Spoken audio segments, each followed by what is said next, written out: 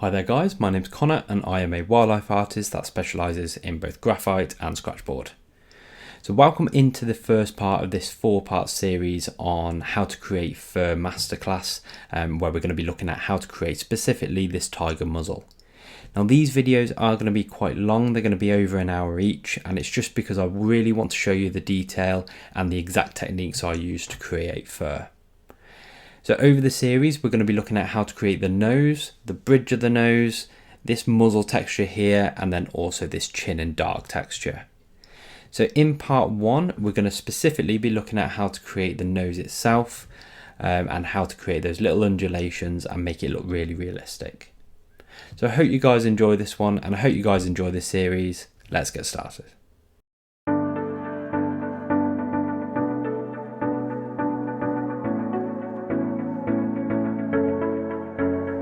Right then guys, so like I said, we're going to start working on this nose area itself. So when I start an area like this, I like to almost map out the key structures or where we're going to be going.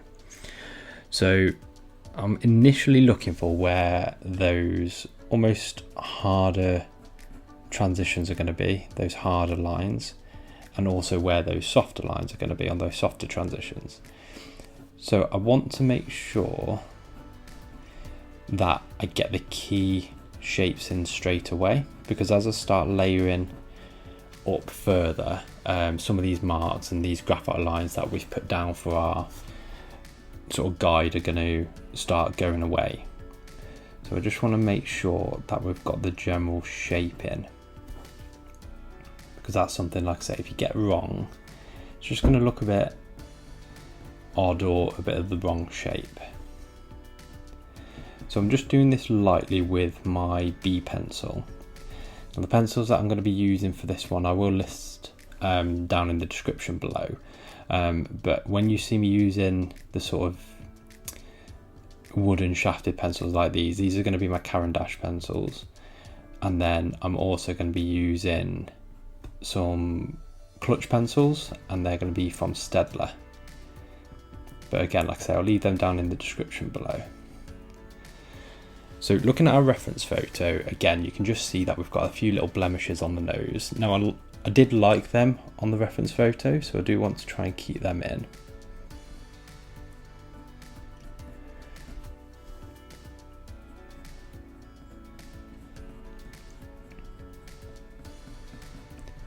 So this area, just as we transition into these almost nostril areas, these are going to be quite dark, and there's quite a hard transition between these two areas, where sort of down here there's going to be that softer transition.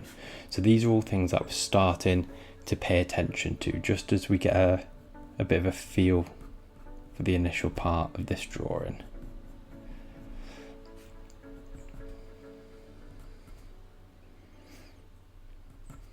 Okay. So one of the things I like to do quite early on is start building up the darker values. So I like to know, when I'm looking at the reference photo as a whole, where the lightest values are going to be and where the darkest values are going to be. Now generally that's going to be in the eyes, and normally when I'm working on a big full portrait I start with the eyes because of that reason. So there's normally the darkest area in there being the pupil. And also there's normally the brightest area in there, which is going to be the highlight of the eye. But somewhere when we're doing like a focus tutorial like this, we haven't really got that sort of instant area of brightness and darkness. So looking at this reference photo, you've got to pick those out. So sort of the fur that's going to be down here on the actual muzzle itself, that's going to be our brightest area, whereas probably these nostrils and some of the black fur is going to be the darkest area. Now I'm using just a paper blending stump now, just because it's going to give me a softer look, and it's also just going to help me fill in the area a little bit quicker. Now I haven't actually put any additional graphite on this blending stump, this is just there from previous artworks that I've done. But if you find it's a new blending stump, you may just have to dip it in a little bit of powdered graphite powder, sorry.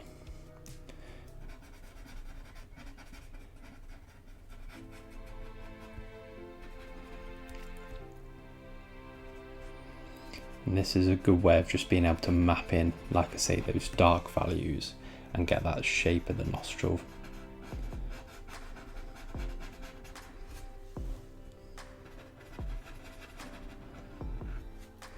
Now initially all of this is going to look very light. We're not trying to go super dark super quick. We just want to slowly build up that darkness, and that's what's going to help sort of give that slightly more realistic look with the variation of tones. I'm probably going to now start moving onto my softer leads, so I'm probably going to start using a 2B pencil. Now this is my clutch pencil, and this is just a 2B lead.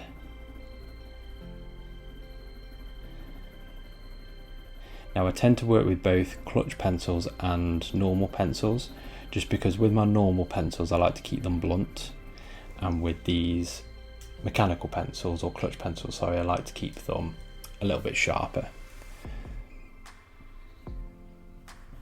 And that just saves me having to sharpen things all the time.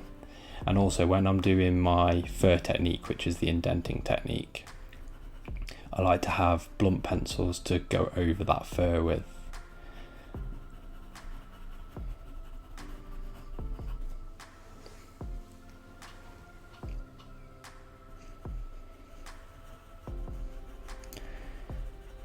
Now the paper that I'm using here is the,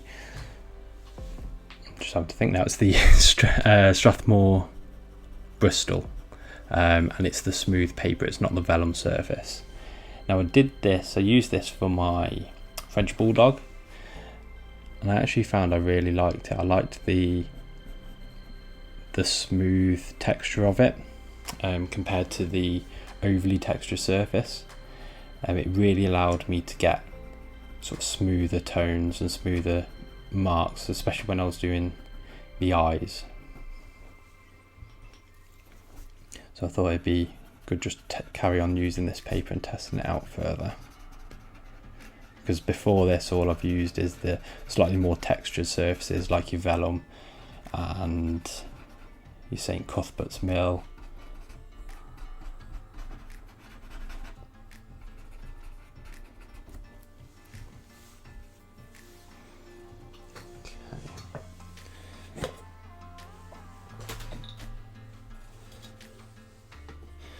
So I'm just having a look now. I don't want to go too dark too quickly, because I actually want to slowly build up the brightness in this fur, in this nose. So I don't want to make these areas too dark right now, because it's going to be a little bit harder to judge other values off.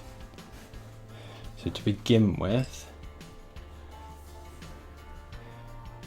I'll keep them sort of that level.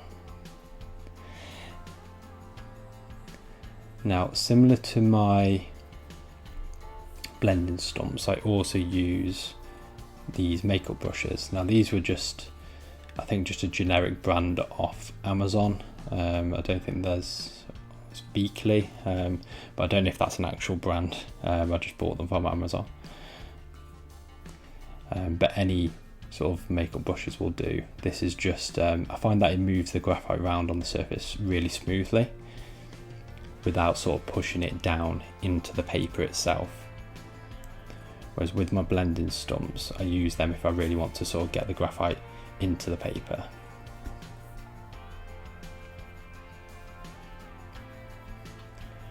And these initial stages, it is going to look a bit loose, just because we are just mapping out things. We're not working on any details just yet. We're just slowly trying to get that tone to the right level. And you have to be careful. One of the sort of key things that I've seen people do with graphite is they don't go dark enough, or they don't push the contrast enough. So when we're looking at this nose, it's hard to judge when you're looking at your page how light or how dark you need to go. So I tend to look at, like I say, the page as a whole. So I know that this fur is going to be the brightest white. I'm probably not going to get much whiter than the paper. I'm going to go a little bit darker, like I say, than the actual paper itself. But when I'm looking at the nose, the only area on this nose that I can see that's similar sort of brightness is going to be just up here. So I want to make sure that I've covered the rest of the paper, or the rest of the area of this nose, with some graphite.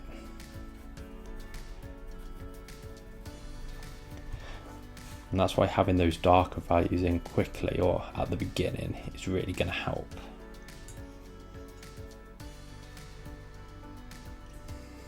So just swap into a 2H pencil. And again, when I'm first starting a piece like this, I'm slowly working into the piece. So as we get further in, things will end up going a lot quicker. But I'm always just a little bit apprehensive when I'm first starting, and I just go a little bit slower just to get the feel for things. And again, I feel like because we're brand new in the start of this piece, if we had other things to judge this area off, it would be a little bit easier.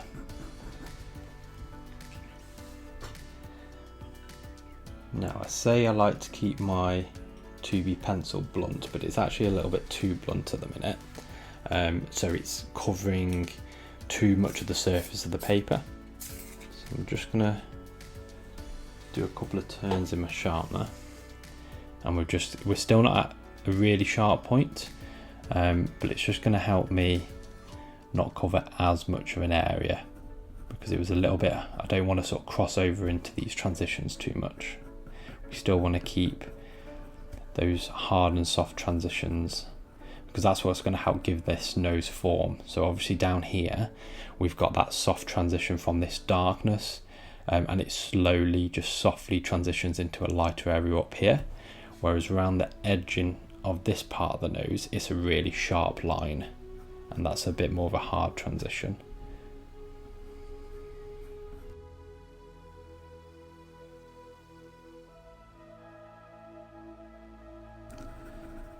So now that I've got sort of like a little bit of a base layer into the nose itself, we're just going to now start working on that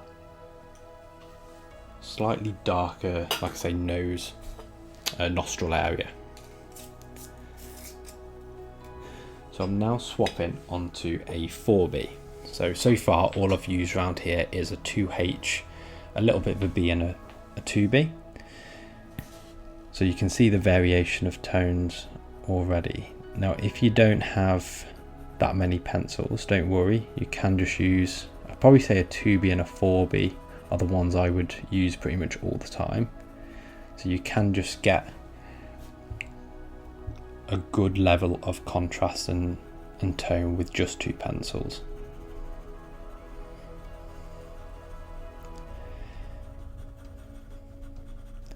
And to try and save some of the tooth of this paper, because it is a smoother paper, we're not going to get as much layers as what we would on another paper.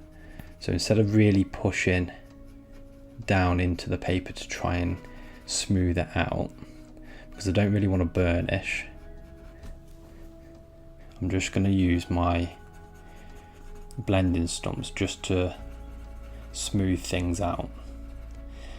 Now just by doing that, you'll be able to see the tone now is a little bit lighter. So every time you sort of go in and do this and blend, it will just whatever you're using, so in this case this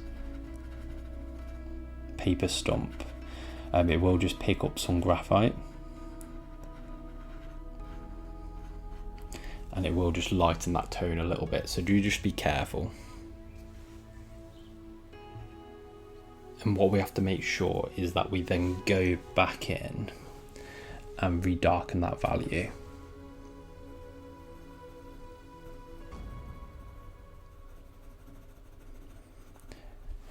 Now, as I've said in sort of other drawings and in a lot of my other work, so my scratchboard work, I don't get the darks in graphite, the darks, I don't get them up to 100% completion until the very end. So I'll get the sort of darker values up to about 80%, because what I don't want to happen is have an area that I need to lighten or darken and I'm judging it off this area. So right at the very end is where I will go around them with my really soft graphite, so my 9Bs or my 6Bs. Sometimes I'll use my 6Bs as we go through this project, but generally my 9Bs I'll save to the very end, and then I'll look at the piece as a whole and start working over the whole piece just to redarken certain areas. And I find that as we go through pieces and artworks, they naturally get a bit lighter anyway, so you can think you're at the darkest value when really you're not. So just going to start working a bit more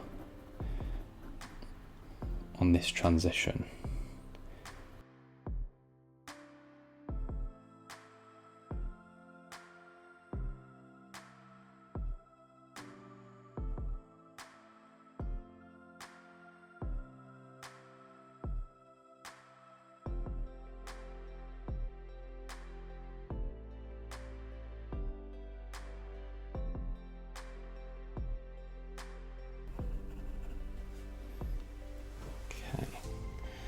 I'm starting to get a bit more happy with how that is. Like I say, this area up here still needs lightening, but I'm going to carry on doing the whole piece first, and then I'm going to come back and do those lighter areas.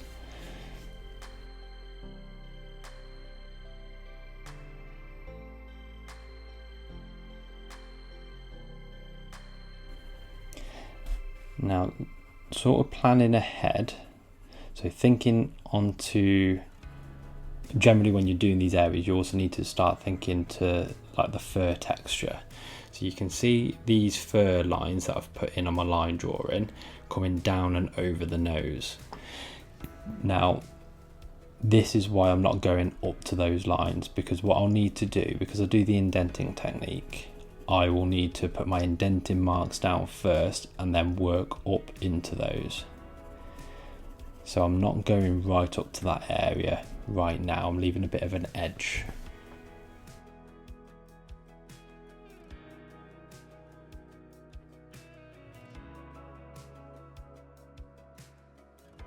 Little blemishes like this are quite interesting to do, and then just give a little bit more interest to the piece. But also, if you were to look at a different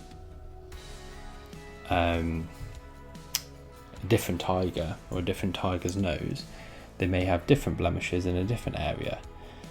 So you don't have to get them exactly spot on. Obviously if you're doing something like a pet portrait, that's going to be a little bit different because they're going to be very specific to that person's animal, or the person who's commissioned you to do it, their animal. But for a wildlife piece like this, you don't have to worry too much about getting it exactly perfect.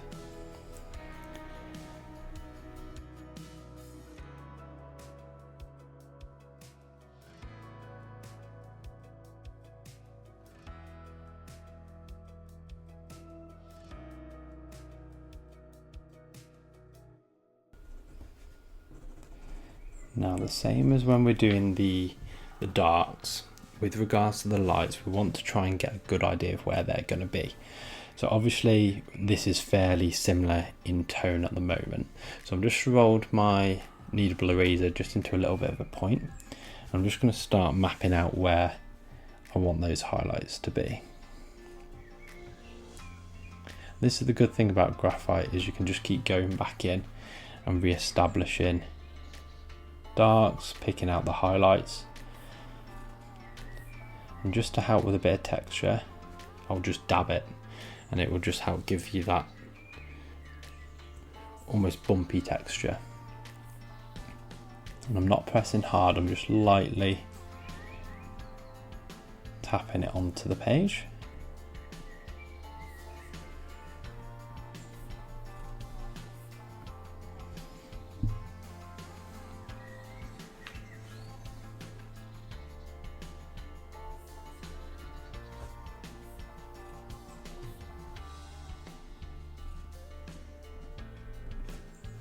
And we'll go back in and sort of reshade over this if we've gone a bit too light.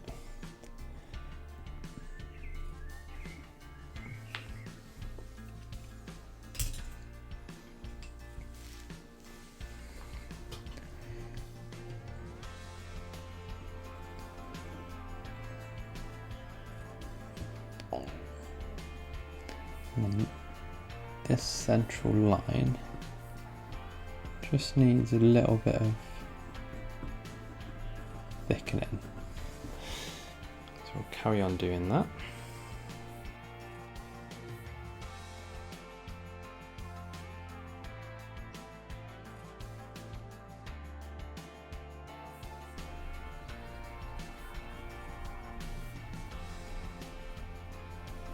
And this crease, if we're trying to think of like the actual anatomy, this crease is sort of a deep recess, so then these areas just to the edge of it, they're going to be quite dark as well.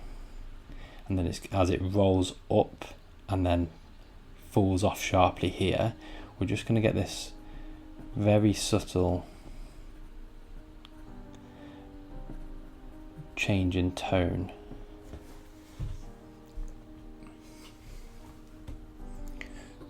This is my 2B, so I've come away from my 4B just because I want this area to be a little bit lighter. So at any one time I've probably got 4 pencils in my hand.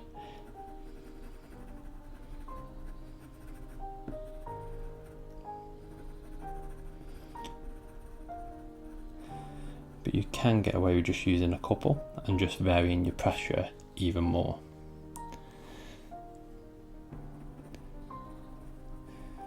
So like I say, if you look here, so this area is quite a soft transition up here, or quite a soft edge, compared to the harder edge that's over here.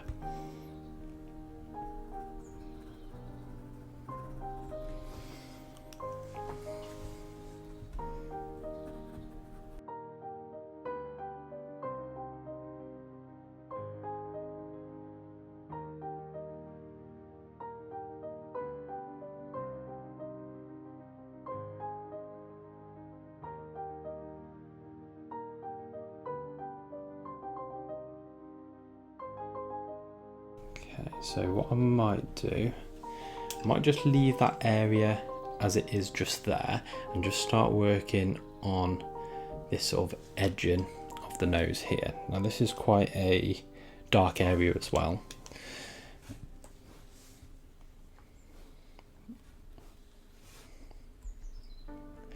The only thing you need to be careful of is obviously you've got that sort of slightly skin texture in this area. So we don't want to go too dark too quickly because you're going to lose where that is. So that's that line that's just there. So what I might do, I think this area is going to be a bit, just need to make it a bit softer. So we'll use our paper stump. This will just help me map it in quicker without going too dark.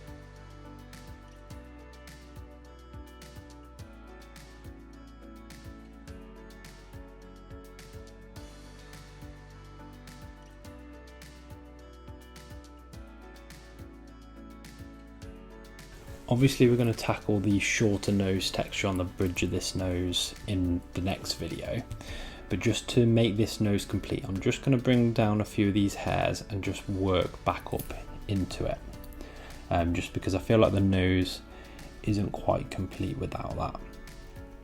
So here I'm using my embossing tool. Now, like I say, you probably won't be able to see these marks being picked up on the camera. I can just about see them myself, so I think you can kind of just make them out there. Now I will be telling you a little bit more about how I actually do fur texture in more detail when we actually do the fur parts of this tutorial. So I'm not going to go over it too much just now.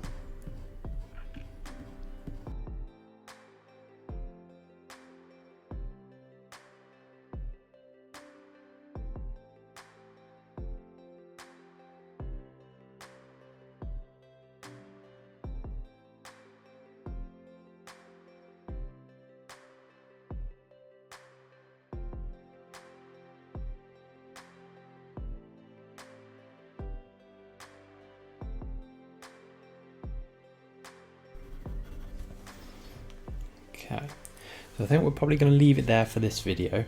So in the next one, we're going to talk about really how we're going to tackle all of this sort of fur and all of this complex changes in direction, and basically my main technique for how I would do fur. And then in part 3, we're going to look at the muzzle itself and how to also do those whiskers. So I hope you've enjoyed this one. I hope you picked up a couple of tips and techniques. If you have liked it, let me know. Either leave a like or drop me a comment. I'd love to see how your pieces are getting on if you're going to follow along, and let me know if there's anything else you'd like to see. So I hope you've enjoyed it, and I will see you again in the next one.